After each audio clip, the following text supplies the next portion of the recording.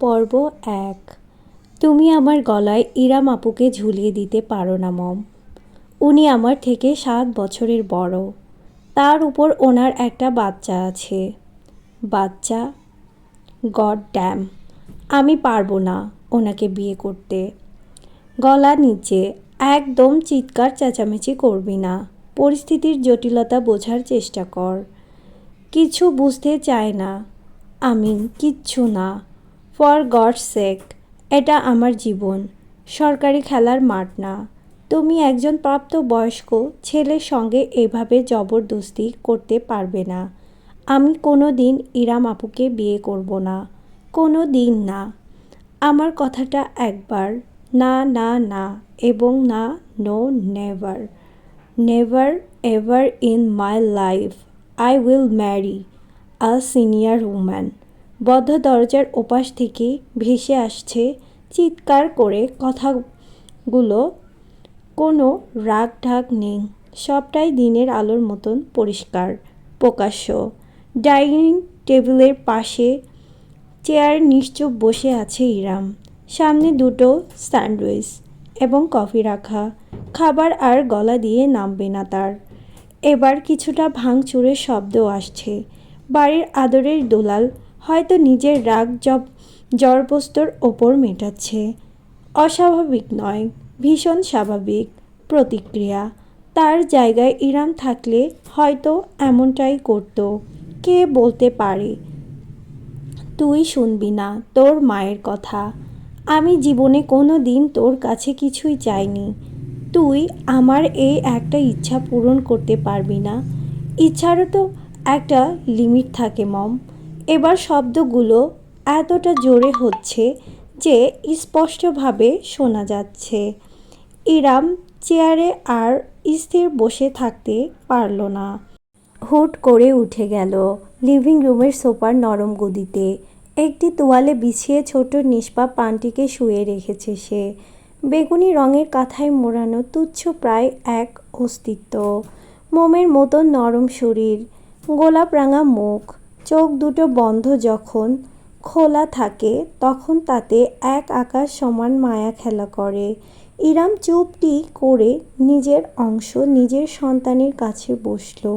আলতোভাবে দু হাতের দুটো আঙুল নগণ্য শিশুটির দুই কানে ঠেকালো, যেন ঘুমন্ত অবস্থায় কিচ্ছুটি শুনতে না পায় সে। জননীর জীবনের নরক যে তার প্রাপ্য নয়। ৩ মাস আগে মা নারী শব্দের অলংকার। একজন নারীর জীবনের শ্রেষ্ঠ অর্জন অমোঘ পরিপূর্ণতা। এতদিন এই শব্দটাকে শুধু পড়া হয়েছে, ডাকা হয়েছে, তবে কোনো দিন অনুভব করা হয়নি। আজ মাতৃত্বর প্রবল জোয়ারে ভেসে গিয়েছে ইরামের হৃদয়ন। দুপুরের দিকে ডেলিভারি হয়েছে তার। এখন সন্ধ্যাবেলা।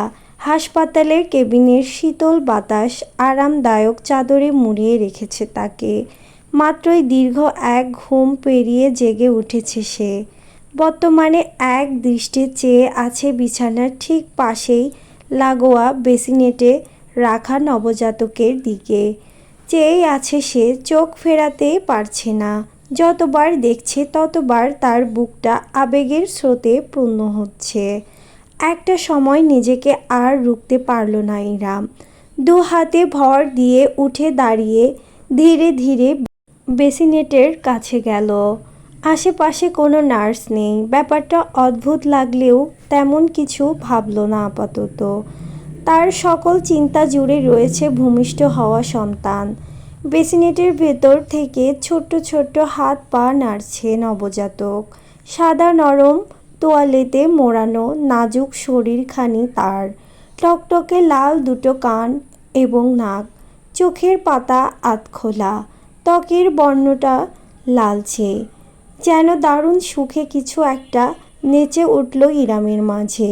কাঁপা কাঁপা ২ হাত বাড়িয়ে অতি সাবধানে সে নবজাতককে তুলে নিল নিজের বুকে। তার ত্বকের উষ্ণতা পেতে বিড়ালের মতন মৃদু একটা শব্দ করে শিশুটি গুটিয়ে দিয়ে রইল। তীব্র আবেগের অশ্রু জমল ইরামের চোখ জোড়ায়। সন্তানকে বুকে চেপে সে কম্পিত গলায় ফিস ফিস করে উঠল, আমার সোনা বাচ্চাটা, আমার মানিক, আমার কুচুপু। আম্মু তোমার আশায় কতকাল অপেক্ষার প্রহর গুনেছে, অবশেষে আসার সময় হলো তোমার। দু হাতে হালকা শরীরটা তুলে তার কপালে চুমু এঁকে দিল ইরাম। তার চোখ বেয়ে এক ফোঁটা অশ্রু গড়িয়ে পড়ল নবজাতকের গাল বরাবর। তাতে নিজের ছোট্ট হাতটা তুলে অস্বাভাবিকভাবে নাড়তে থাকলো শিশুটি। না পারতে মৃদু হাসল ইরাম। আমার দুষ্টু পাখিটা, আর কি নামে ডাকি বলো তো তোমায়? একদিন নিজের মুখের কাছে তুলে নবজাতকের কানে ঠোঁট লাগিয়ে ইরাম ফিসফিস করল, ইজান, আমার ইজান সোনা, আম্মুর লক্ষ্মী ছেলেটা। ইরাম হঠাৎ করে নিজের জায়গায় জমে গেল। গোড়ানির শব্দ ভেসে আসছে কেবিনের ভেতর। এতক্ষণ যাবৎ হয়তো শোনা যায়নি, কিংবা ছেলেকে নিয়ে ব্যস্ত থাকার দারুণ ইরাম মনোযোগ দেয়নি। গোড়ানির শব্দটা এবার তীব্রতর হয়েছে। ব্যথাতুর কোনো ধ্বনি এটি নয়, বরং ভীষণ অন্তরঙ্গ অশ্লীল ধরনের। হাসপাতালের কেবিনের ভেতর প্রথমটায় নিজের বিশ্বাস হলো না ইরামের।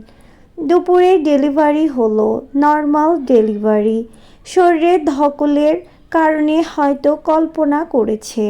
নবজাতক ইজানকে পুনরায় বেসিনেটে নামিয়ে রাখতে গিয়ে আবারও গোড়ানি শুনে দ্বিতীয় দফায় ধমকালো ইরাম। কান খাড়া হয়ে রইল তার। না, এবার কোনো ভুল নয়, সত্যি এমন শব্দ ভেসে আসছে তার কানে, কিন্তু ঠিক কেবিনের ভেতর থেকে নয়।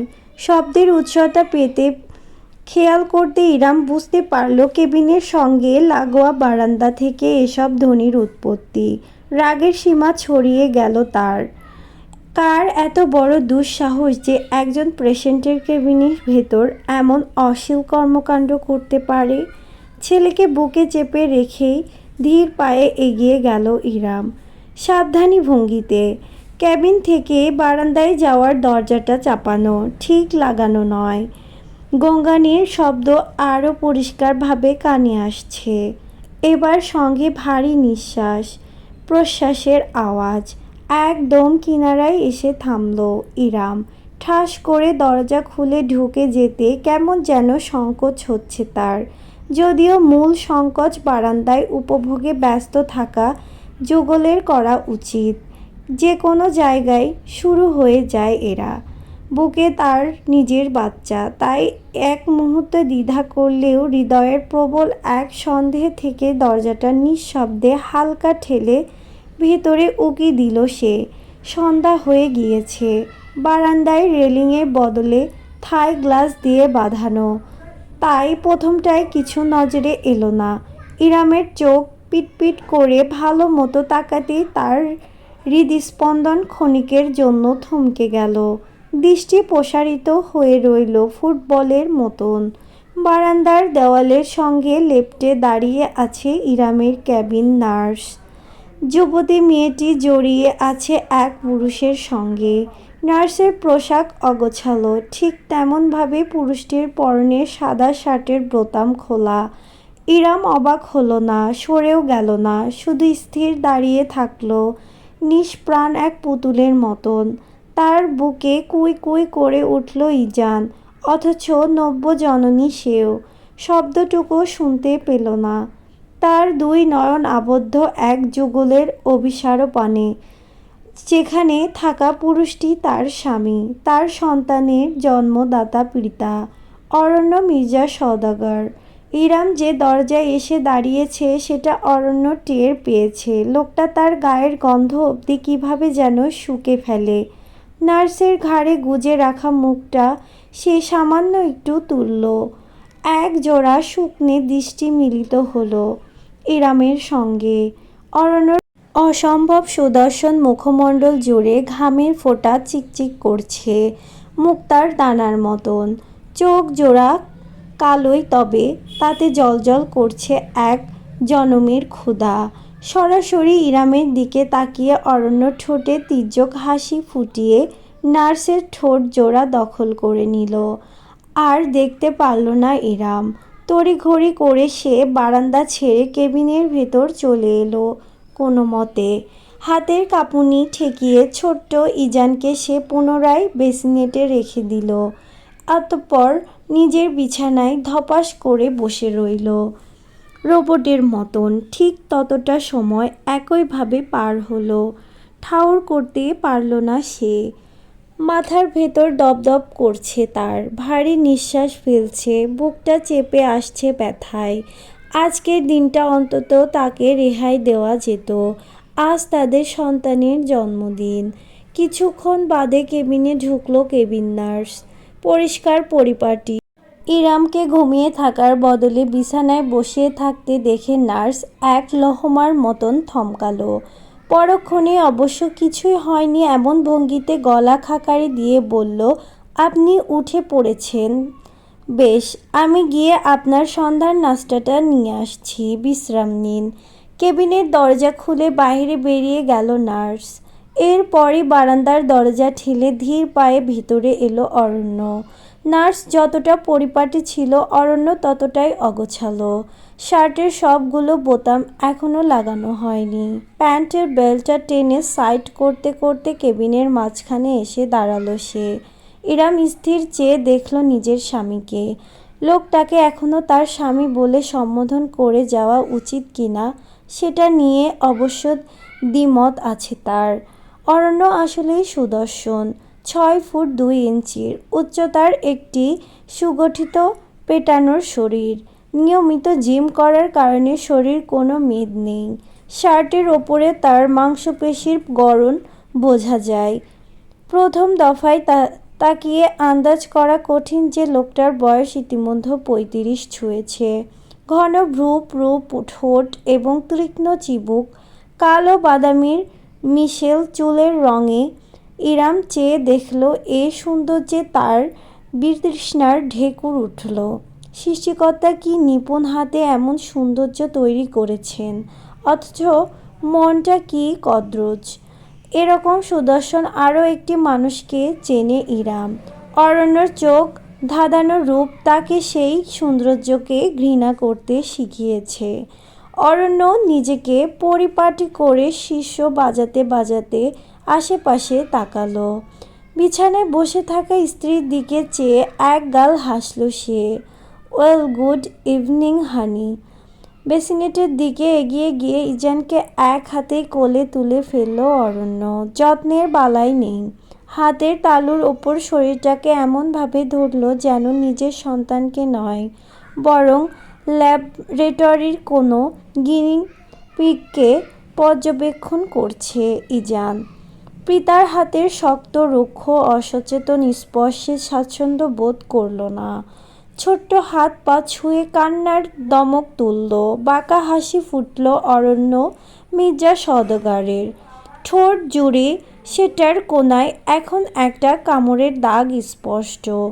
অরণ্য নিজের অপর হাতটির বৃদ্ধাঙ্গুল এবং তর্জনী মেলে ইজানের শরীরের সাইজ মাপতে লাগল। আরিব্বাস, ইরাম, এই সাইজের জিনিস তোমার পেটে ফিট হলো কিভাবে? আমেজিং। ইরাম লাফিয়ে উঠল বিছানা ছেড়ে। এতক্ষণ যাবৎ সে শীতল থাকলেও ইজানের কান্না তার হৃদয় ছিন্ন ভিন্ন করে ফেলেছে। ছুটে এসে সে অরণ্যর হাত থেকে ইজানকে ছিনিয়ে নিজের বুকে চেপে ধরল। খেকিয়ে উঠল, খবরদার বলে দিচ্ছি, আমার ছেলেকে ছোবেন না। অরণ্য এক মুহূর্তে জমে গেল, মাথা কাত করে বিস্ময় নিয়ে তাকালো। ইরামকে আজ অন্যরকম দেখাচ্ছে। এত কষ্টকর ডেলিভারির পর মেয়েরা মুচড়ে পড়ে, অথচ ইরামের হয়েছে ঠিক উল্টোটা। অজানা এক শক্তিতে টকবক করে ফুটেছে সে। সর্দার নির্বিকার থাকা চোখ জোড়ায় আজ আগুন জ্বলছে। যেন কয়েক ঘন্টার ব্যবধানে বিশাল পরিবর্তন হয়েছে তার মাঝে। বোকা অরণ্যর ধারণাই নেই আজকের আগে ইরাম ছিল শুধুমাত্র একজন নারী, আজ থেকে একজন মা। তাই অরণ্য ভাবল তার ইরাম তো আগে এমন ছিল না। দুহাত তুলে সম্পন্নের ভঙ্গিতে অরণ্য বলল, ওহ চিল চিল, প্রোডাক্ট তো আমারও, আমি ছুঁয়ে না দিলে কে দেবে শুনি? কেউ না, আমি বাদে কেউ না, শুনছেন আপনি? এত তেজ কিসের? এবার অরণ্যর গলা শক্ত হয়ে এলো। লম্বা দুই পায়ে ইরামের কাছে পৌঁছে গেল সে। এক হাতে স্ত্রীর চুলের গোছা মুঠো পাকিয়ে ধরে এক ঝটকায় নিজের কাছে টেনে নিল। ব্যথায় দাঁতে দাঁত চেপে ফেলল ইরাম, তবু একটা টু শব্দ করল না। নিজের ছেলেকে বুকে আগলে রাখল, ঠিক যেমন করে সিংহী পাহারা দেয় নিজের শাবককে। অরণ্য ভ্রু কুঁচকে গম্ভীর কণ্ঠে শুধলি, একটু বেশি প্রায়োরিটি দিয়ে ফেলেছি মনে হচ্ছে। কি ভেবে নিয়েছিস তোকে ছাড়া আমার চলবেই না? একটা বাচ্চা পয়দা করে দিয়েছিস, সো হোয়াট? যদি আমি চাইতাম আমার আন্ডারে বাচ্চাদের একটা ফুটবল টিম থাকতো, বুঝেছিস? তোকে একটু বেশি ভালোবাসি বউ বলে, সেটার এভাবে সুযোগ নিবি তুই? বারবার ইরাম, আমি আপনার বউ না। আজ ইরামের মাঝে ভয়ের লেশমাত্র নেই। স্তব্ধ হয়ে তাকে ছেড়ে দিয়ে এক পা দূরে সরে দাঁড়ালো অরণ্য। কোমরে দু হাত রেখে কিছুক্ষণ নিশ্চুপ চেয়ে রইল। পর মুহূর্তে আচমকা খিলখিল করে হেসে উঠল। Are you serious right now honey? তোকে 3 কবুল বলে বিয়ে করেছি, তোর বুকে আমার ছেলে, আর তুই বলছিস তুই আমার বউ না? ডেলিভারির পর তোর মস্তিষ্কটাও ঢিলে হয়ে গিয়েছে নাকি? ডাক্তারদের বিরুদ্ধে তো মামলা দিতে হবে আমার। ইজানকে অতি সাবধানে নিজের বিছানায় শুইয়ে রাখল ইরাম। ছেলের কান্না থেমেছে এবং ঠিক আছে নিশ্চিত করার পরেই সে ঘুরে দাঁড়ালো। অরণ্যর তাচ্ছিল্য দৃষ্টি মোকাবেলা করল দৃঢ়ভাবে। আপনাকে মনে করিয়ে দিই, আজ থেকে ঠিক 5 মাস আগে আপনি নিজে আমাকে তালাক দিয়েছিলেন। অরণ্যর চেহারা থেকে ক্ষণিকের জন্য বিনোদনের ভাবটুকু উড়ে গেল। তবে নিজের আত্মবিশ্বাসী ভঙ্গিমা একটুও ছাড়ল না সে। ইরামের দিকে এগিয়ে এসে 2 হাত রাখল রমণীর কাঁধে। অদ্ভুতভাবে সুর পাল্টে আদুরি গলায় বলল, ওহ কামান ডার্লিং, তুমি এটা এখনও মনে ধরে বসে আছো? ওটা তো আমি মন খারাপ করে বলেছিলাম। তুমি জানো না তোমাকে কত আদর করি আমি। তাছাড়া ধর্মকর্ম আমি একটু হলেও জানি। বুঝেছ? ও তালাক হবে না, কারণ তুমি প্রেগনেন্ট ছিলে। ক্ষীণ এক হাসি ফুটল ইরামের ঠোঁটে। অল্প বিদ্যা ভয়ঙ্করী। কে বলেছে আপনাকে ওই তালাক গণ্য হয় না? হয়। বাচ্চা জন্ম অবধি আমার ইদ্যৎকাল চলছে। আজ আমার ইদ্যৎ শেষ। স্ত্রীকে ফিরিয়ে নিতে হলে আপনাকে তার সঙ্গে রুজু করতে হবে। প্রথমবারের মতন শঙ্কা দেখা গেল অরণ্যর মাঝে। 2 মিনিট চুপ থাকল সে, তারপর খানিকটা গম্ভীর গলায় নিজস্ব অহংকারটুকু চেপে বলল, বেশ তো, তবে রুজুই করলাম আমি তোমার সাথে। নিজের কাঁধের উপর থেকে একদম ধীর স্থিরভাবে অরণ্যর হাত দুখানা সরিয়ে পিছিয়ে দাঁড়ালো ইরাম। আরও একবার অরণ্যর মনে হলো সম্পূর্ণ ভিন্ন এক ইরামকে দেখছে সে। দৃঢ় গলায় ইরাম জানালো, আমি আপনার সঙ্গে রুজু করব না মিস্টার অরণ্য, মির্জা সওদাগর। আজ থেকে আপনি আমার স্বামী নন, স্রেফ একজন পরপুরুষ। হে ভিউয়ার্স, আমার আলাদিনের প্রথম পর্বটি আজকে শেষ করছি। তোমাদের যদি ভালো লাগে অবশ্যই কমেন্টে জানাও। পরবর্তী পর্ব খুব দ্রুতই পেয়ে যাবে। আজকে এখানেই শেষ করলাম। আল্লাহ হাফেজ।